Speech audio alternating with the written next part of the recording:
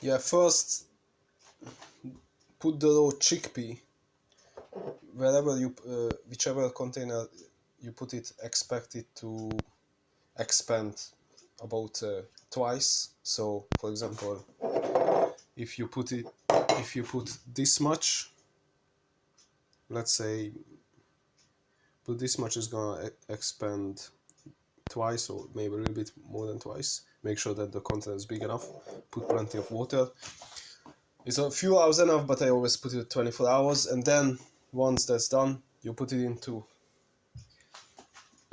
something like this, cook it, and you know it's cooked. Usually I cook it for half an hour.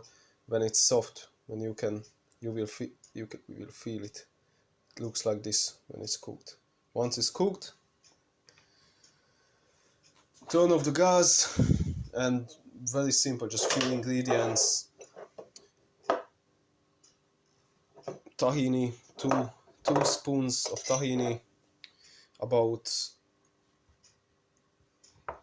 half of this lemon juice. I would say like three lemons.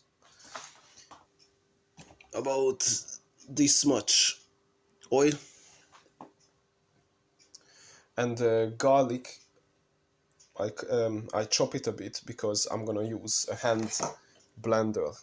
If you use a big machine, then you don't have to cut it, because while I'm tool mix it, if it's whole, it will find it difficult, the blade, to cut whole garlic. This is why I cut it into pieces.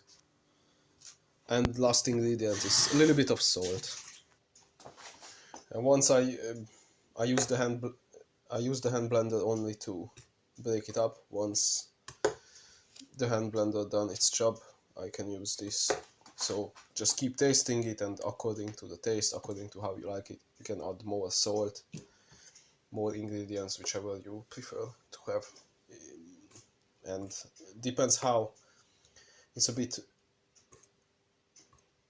if you can blend, you can leave the water with it, what you cooked in, and then it's gonna be a bit more watery, or you can leave just half of the water, for example, whichever way you prefer. You can drain all the water